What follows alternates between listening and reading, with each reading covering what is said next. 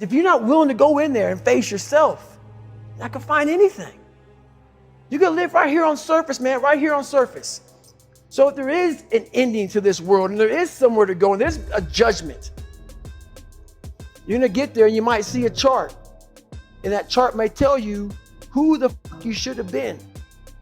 And now you get the rest of your life to think about that. Man, I could have lived a much better life if I just would have just suffered a little bit more. If I just would have went in that and realized I had so much more. But fear and the 40% and living here versus living here, being afraid, stop me. Your biggest enemy, the most important conversation you will ever have in your life is the one you have with yourself. You wake up with it, you walk around with it, you go to bed with it. Eventually, you're going to act on it, whether you're good or bad. You have to. That's why the whole thing about this book I have, it's about you. It is about you. It's strictly about you finding who you are. So many people die, live 100 years, never fucking know who they are. Never know who they are. You have to look in that mirror and know there's so much more in here, man. Because I can literally right now be a 300-pound guy spraying for cockroaches still to this day. If I did not look in that mirror and say, there has to be more to this. This can't be it. And then willing to go into it, dive deep into it, and give all I have to find it. So that's what all that's about. Let's say there's 10 people in this room, and we're all mediocre. But I'm the best of the mediocre people. I now think I'm great.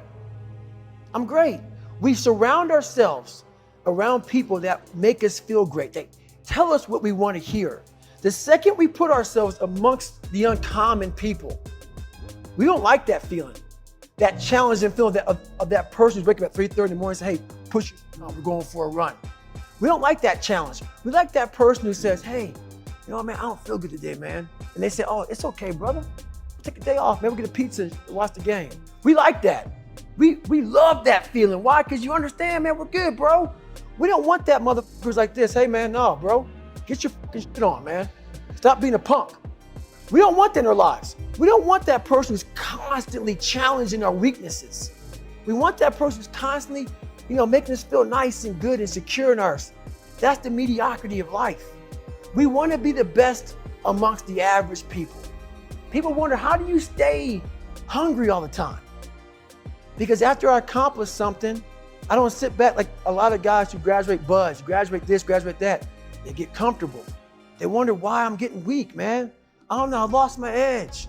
What's going on? Because once you hit the top of the fucking mountain, guess what happened? I'm good. I'm good, so you wonder why you're falling down now.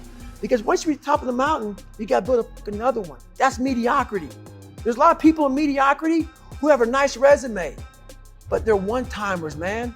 They hit a one-time deal, they busted it open, got a lot of money, but they're good. You're mediocre now, man.